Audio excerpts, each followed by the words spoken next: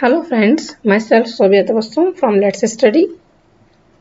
आज के इस वीडियो लेक्चर में हम डिस्कस करने जा रहे हैं सोशलाइजेशन प्रोसेस को। इस वीडियो लेक्चर में हम पहले सोशलाइजेशन प्रोसेस की थ्योरी, उसके कंसेप्ट को क्लियर करेंगे। उसके बाद क्वेश्चन आंसर सेशन में कुछ क्वेश्चंस लेंगे जिससे टॉपिक अच्छे से क्लियर हो सके। Okay, now start the video.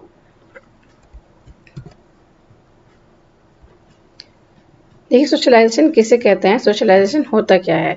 Socialisation refers ongoing process, एक ऐसा प्रोसेस है जो हमेशा चलता है जब तक हम सोशल उसमें रहते हैं। तो क्या होता है कि जितनी वैल्यूज़ हैं, नॉर्म्स हैं, सोशल स्किल्स हैं, उनको हम सीखते हैं इस समाज में रहकर, इस सोसाइटी में रहकर। ठीक है, उसी को हम सोशलाइजेशन कहते हैं। जो समाज में रहने के नॉर्म्स हैं, कैसे बिहेव करना है, किस तौर तरीके से रहना है, वो सब चीज़ें जो हम सीखते हैं तो उसको हम सोशलाइजेशन कहते हैं। This is the socialisation process. Socialisation किस किस तरह से होता है, कितने टाइप्स होते हैं सोशलाइजेशन के। सोशलाइजेशन के 5 टाइप्स होते हैं। First is primary, secondary, developmental, anticipatory and re socialisation. क्या होता है प्राइमरी सोशलाइजेशन? प्राइमरी सोशलाइजेशन में जो हमारी फैमिली है, जहाँ पर जो छोटा चाइल्ड होता है, वो जो शुरुआत है, इन्फेंसी है, वहाँ से शुरू हो जाता है हमारा प्राइमरी सोशलाइजेशन, अपनी फैमिली से ही, है ना। फैमिली में जब बच्चा होता है छोटा, वो देखता है कि फैमिली मेम्बर्स आपस में किस तरह बात करते हैं, किस तरह रहते हैं, लैंग्वेज सीखता है, उनके तौर तरीकों को सीखता है, उसको प्राइमरी सोशलाइजेशन कहते हैं। उसके बाद आता है सेकेंडरी सोशलाइजेशन। सेकेंडरी सोशलाइजेशन में जब बच्चा थोड़ा बड़ा होता है और वो स्कूल जाता है, ठीक है, अपना एक ग्रुप बनाता है, स्कूल में टीचर से सीखता है, अपने जो फ्रेंड्स हैं उनसे सीखता है कि किस तरह से आपस में रहना है ना, किस तरह से फ्रेंडशिप करनी है, किस तरह खाना पीना है, साथ में प्लेइंग करनी है, खेलना है। वो सब चीज़ें क्या है, सोशलाइजेशन का ही एक प्रोसेस है, सेकेंडरी सोशलाइजेशन है। समाज में रहना आहिस्ता आहिस्ता सीखता जा रहा है बच्चा, तो वो सोशलाइज्ड होता जा रहा है, उसके रूल्स एंड नॉर्म्स को सीख रहा है। Number third, developmental. डेवलपमेंटल भी प्राइमरी सोशलाइजेशन पर ही बेस है। ठीक है, जैसे जैसे आगे बढ़ता है डेवलपमेंट होता है उसका, और वो नई नई जगहों पर जाता है, ठीक है, पीयर ग्रुप बनाता है अपने और डेवलपमेंट करता है, सोशलाइजेशन प्रोसेस उसका बढ़ता जाता है। Anticipatory socialisation. एंटिसिपेटरी जब ज्वाइन करता है वो डिफरेंट ग्रुप्स को और उनके रूल्स एंड रेगुलेशन को सीखता है। ठीक है, ये जिस ग्रुप को उसने ज्वाइन नहीं भी किया है, उसके नॉर्म्स के बारे में उसे पता चलता है, उनके रूल्स एंड रेगुलेशंस के बारे में पता चलता है। ऐसे वो सोशलाइज होता जाता है डिफरेंट ग्रुप्स के बीच में। रीसोशलाइजेशन। रीसोशलाइजेशन भी आगे प्रोसेस है, जिसमें जैसे जैसे इंसान बड़ा होता है, ठीक है, वो सोशलाइजेशन के प्रोसेस को अपने अकॉर्डिंग भी ढालना शुरू करता है ना, कुछ रूल्स अपने अकॉर्डिंग में बनाता है समाज में रहने के, उसको हम रीसोशलाइजेशन कहते हैं। ठीक है, आगे देखते हैं कि एजेंसीज ऑफ सोशलाइजेशन। सोशलाइजेशन की एजेंसी कौन कौन सी हैं? Family, educational organisation, peer group, religion, occupation and mass media. These are the agencies of socialisation. इन एजेंसीज के जरिए एक छोटे बच्चे का सोशलाइजेशन होना शुरू होता है और वो आगे चलकर सोशलाइज्ड होता जाता है। रूल्स एंड रेगुलेशन को सीखना ही, समाज में रहने के जो तौर तरीके हैं उनको सीखना ही सोशलाइजेशन है। ठीक है, एक ऐसा प्रोसेस है जिसमें रहकर हम सोशलाइज्ड होते हैं, सोसाइटी के नॉर्म्स और रेगुलेशंस को सीखते हैं, रूल्स एंड रेगुलेशंस को सीखते हैं, उसको हम सोशलाइजेशन कहते हैं। फर्स्ट हमारा आता है इसमें फैमिली।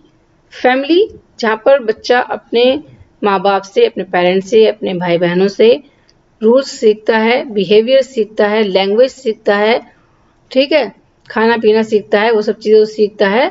तो वो क्या होती है, फैमिली भी एक सोशलाइजेशन की एजेंसी है, सोशलाइज्ड करती है इंसान को, सोशलाइज बनाती है, सोशल दायरे में जाने के लिए तैयार करती है ना, समाज में जाने के लिए तैयार करती है फैमिली। एजुकेशनल ऑर्गेनाइजेशंस, उसके बाद वो कहाँ आता है, स्कूल में आता है ना, एजुकेशनल ऑर्गेनाइजेशंस में आता है। वहाँ पर टीचर्स और उसके फ्रेंड्स, उसके जो ग्रुप होते हैं, पीयर ग्रुप होते हैं बच्चों के छोटे छोटे, वो सब उसको सिखाते हैं सोशलाइज्ड होना, सोशल समाज में रहना सिखाते हैं। ठीक है, वो भी एक प्रोसेस है सोशलाइजेशन का। तो क्या हुआ, एजुकेशनल ऑर्गेनाइजेशन भी एक एजेंसी है, सेकेंडरी एजेंसी है। फैमिली जो है वो प्राइमरी एजेंसी कहलाती है सोशलाइजेशन की, शुरुआत होती है वहां से सोशलाइजेशन की, इसलिए नेक्स्ट सेकेंडरी एजेंसी होती है educational organisation.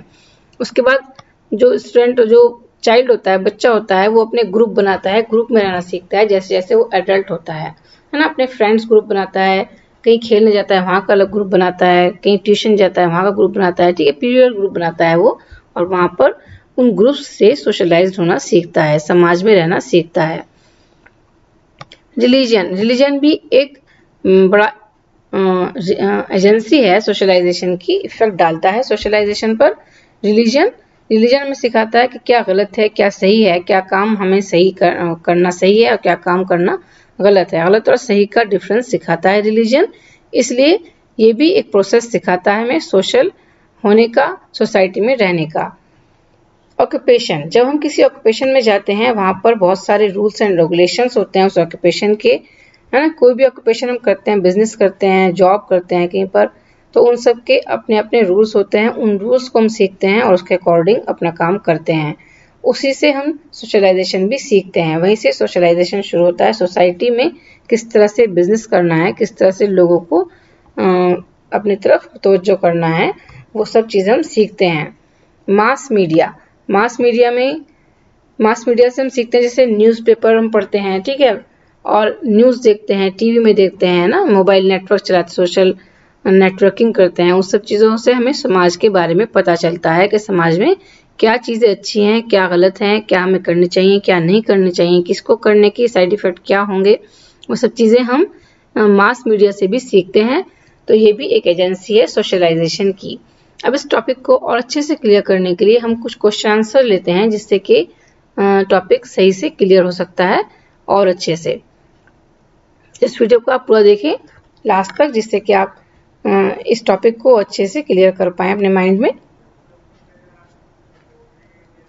In the context of education, socialisation means, education के कॉन्टेक्स्ट में सोशलाइजेशन का क्या मतलब है, मीन्स किसे कहते हैं socialisation. Respecting elders in society, adapting and adjusting to social environment, always following social norms, या creating one's own social norm।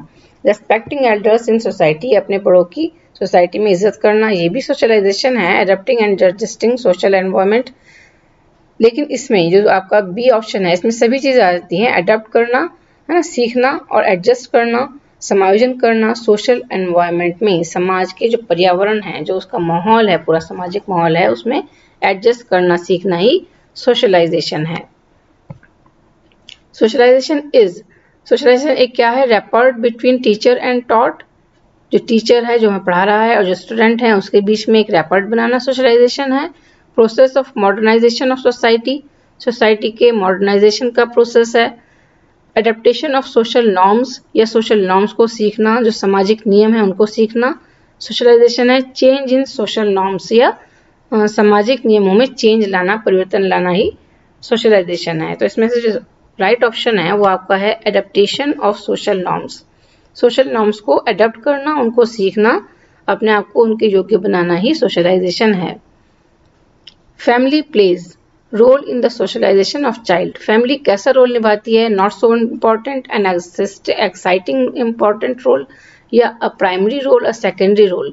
देखिए हमने इसमें पहले भी डिस्कस किया कि फैमिली क्या है, एक प्राइमरी एजेंसी है सोशलाइजेशन की, तो यहाँ पर हम टिक करेंगे प्राइमरी को। Family plays primary role in the socialisation of child. ये सभी क्वेश्चंस जो आपके प्रीवियस ईयर्स में आए हैं उसमें से लिए गए हैं, तो ये आपके काफी इंपॉर्टेंट क्वेश्चंस हैं। इन सभी क्वेश्चंस को आप याद रखें और ध्यान से देखें पूरी वीडियो, जिससे कि आप इस टॉपिक को अच्छे से, कंसेप्ट को क्लियर कर पाएं अपने माइंड में, और क्वेश्चन आंसर को भी कर पाएं जब ये एग्जाम में आए। Number 4, socialisation includes cultural transmission and, socialisation में इंक्लूड होता है, उसके अंतर्गत आता है कल्चरल ट्रांसमिशन।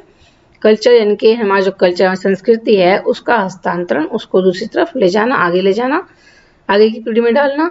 और क्या आता है उसमें, discourage rebellion, development of individual personality, fits children into labels, provides emotional support. Right option क्या है इसका, development of individual personality, individual personality को डेवलप करना और कल्चरल ट्रांसमिशन करना सोशलाइजेशन का में इंक्लूड होता है। Number 5, which of the following are secondary agent of socialisation. आपने ये पढ़ा कि फैमिली क्या है, एक प्राइमरी है ना, प्राइमरी एजेंट है, and school and neighbourhood, this is the secondary agent of socialisation. The most intense and crucial socialisation takes place. सबसे ज्यादा इंटेंस, सबसे ज्यादा जो कोमल है ना, इंटेंस है और क्रूशियल है ना, वो सोशलाइजेशन कौन सी एज में होता है? वो होता है ड्यूरिंग एडोलसेंस। एडोलसेंस एज में सबसे ज्यादा, क्योंकि बच्चे जो है इतने छोटे भी नहीं होते हैं इस एज में, और वो चाहते हैं कि हम जैसे बड़ों को इज्जत मिलती है, बड़ों को सम्मान मिलता है, उसी तरह का सम्मान हमें मिले, जिससे कि हम अपनी पहचान बना सकें। इस तरह की चीज़ चाहते हैं। ठीक है, जो उन्हें डांटता है उससे वो नफरत करने लगते हैं, जो उनकी रूल्स, जो उनकी बातों को नहीं मानता उससे वो प्यार नहीं करते हैं। तो इसलिए ये सबसे ज्यादा इंटेंस एज है। If a child consistently getting lower, अगर एक child consistently getting lower grades in school, बहुत टाइम से कम मार्क्स ला रहा है स्कूल में, हर parents can be advise to help her, उसके पेरेंट्स को क्या एडवाइस की जानी चाहिए, वो कैसे हेल्प कर सकते हैं अपने बच्चे की। Working in close association with teacher, कि वो काम करें टीचर के साथ मिलकर, है ना। विद होल्डिंग मोबाइल फोन, या बच्चों को मोबाइल फोन दे दें, मूवीज दिखाएं, एक्स्ट्रा टाइम खेलने के लिए दें, या नरेटिंग हर टू हार्डशिप्स, या उन्हें बताएं, उनको सामने बताएं कि किस तरह से who do not possess proper education, उन लोगों ने कितनी परेशानी उठाई जिन्होंने एजुकेशन नहीं प्राप्त की। या forcing her to work harder at home, या उन्हें मुश्किल काम करने के लिए दें घर पर। इस सब में से कौन सा ऑप्शन आपको करेक्ट लगता है? First option is correct option, working in close association with teacher. दोनों को मिलकर काम करना होगा, पेरेंट्स और टीचर को, जिससे कि जो चाइल्ड है वो अपने ग्रेड्स को बढ़ा सके, इम्प्रूवमेंट उसमें हो सके। इम्प्रूवमेंट आने के लिए दोनों को मिलकर काम करना होगा। According to the national curriculum framework, next question is according to the national curriculum framework 2005 learning is. National curriculum framework 2005, उसमें क्या कहा गया है उसको आप देखना चाहते हैं तो उस पर वीडियो आपको बना दूंगी मैं, आप उसको देख सकते हैं कि नेशनल करिकुलम फ्रेमवर्क क्या है और उसमें क्या क्या बातें कही गई हैं। बहुत ही इंपॉर्टेंट क्वेश्चन है। लर्निंग इज, ये लर्निंग क्या है? एक कैसा प्रोसेस है? Active and social, passive and simple, passive and social, active and simple. तो ये कैसा प्रोसेस होगा? Active and social in its character. Active है, जो सोशलाइजेशन है वो क्या है? एक एक्टिव प्रोसेस है। लर्निंग एक एक्टिव प्रोसेस है, और क्या है? एक सोशल है ना। लर्निंग से हम सीखते हैं सोशल कैसे होना है, अपने कैरेक्टर में सोशल है और एक्टिव है। Number 9 question is a teacher should. Friends, अगर आपने मेरे चैनल को अब तक सब्सक्राइब नहीं किया है, आप उसको सब्सक्राइब करें, जिससे कि मैं मोटिवेट हो सकूं और अच्छी वीडियोस बनाने के लिए, आपके लिए अच्छी वीडियोस ला सकूं। अगर आपको कोई कमी लगती है तो कमेंट में बताएं। Number 9, a teacher should, question number 9 देखते हैं अब। टीचर शुड, एक टीचर को होना चाहिए, कैसा होना चाहिए एक टीचर को? देखिए, टीचर क्या होता है? रोल मॉडल होता है अपने स्टूडेंट के लिए, अपने बच्चों के लिए, अपने क्लास के स्टूडेंट के लिए। ठीक है, तो उसको सही से बिहेव करना उसके लिए बहुत ज़रूरी है कि वो किस फील्ड में किस तरह का बिहेव कर रहा है, कैसे सब्जेक्ट की नॉलेज है उसे, किस तरह से पढ़ा रहा है, किस तरह से बच्चों के साथ बिहेव कर रहा है। तो यहाँ पर सोशलाइजेशन प्रोसेस के अकॉर्डिंग हम देखते हैं कि टीचर कैसा होना चाहिए। Promote student belonging to certain culture, ignore cultural differences and diversity among students, है ना। इग्नोर करना चाहिए उसको कल्चरल डिफरेंसेस को और डाइवर्सिटी को, जो विभिन्नताएं हैं, जो कल्चरल डिफरेंसेस हैं, उनको इग्नोर कर देना चाहिए, उनको अलग से जाहिर नहीं करना चाहिए। Communicate that she respect and values all cultures in classroom, communicate करना चाहिए कि वो रेस्पेक्ट करता है सभी वैल्यूज और कल्चर्स की, है ना। सभी कल्चर्स की वैल्यूज जो नियम हैं उनकी वो रेस्पेक्ट करता है, उसको क्लासरूम में कम्युनिकेट करना चाहिए, जिससे कि बच्चे भी ये काम कर सकें। Maximise comparison among student, student के बीच में कंपैरिजन को कम करना चाहिए, विभिन्नताओं को, तुलनाओं को कम करना चाहिए। तो उसमें से क्या ऑप्शन राइट ऑप्शन है? Right option is communicate that she respect, उसे कम्युनिकेट करना चाहिए, बच्चों के बीच में इस बात को फैलाना चाहिए कि वो रेस्पेक्ट करता है सभी कल्चर्स की, वैल्यूज की। है ना। रोल मॉडल होता है क्योंकि जिससे कि बच्चे भी इस काम को कर सकें, सभी की रिस्पेक्ट करें, सभी कल्चर्स की, सभी रिलीजन की। 10 students observe fashion and try to imitate models. आपने देखा होगा कि स्टूडेंट जो होते हैं, छोटे बच्चे होते हैं, वो ऑब्जर्व करते हैं फैशन में क्या चल रहा है आजकल और ट्राई करते हैं इमिटेट करने की, अनुकरण करने की, अपने रोल मॉडल बना लेते हैं, उनको इमिटेट करते हैं। दिस काइंड ऑफ इंफॉर्मेशन में इमिटेशन में बी कॉल्ड, इस तरह का जो इमिटेशन है, अनुकरण है, उसको क्या कहते हैं? Primary simulation, secondary simulation, social learning and generalisation.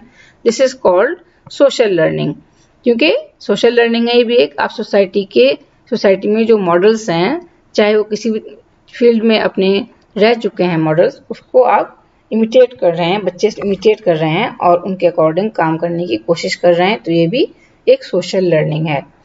Okay, तो आज की वीडियो में इतना ही। नेक्स्ट वीडियो देखने के लिए आप मेरे चैनल को सब्सक्राइब करें, ठीक है। Thank you very much for watching my video.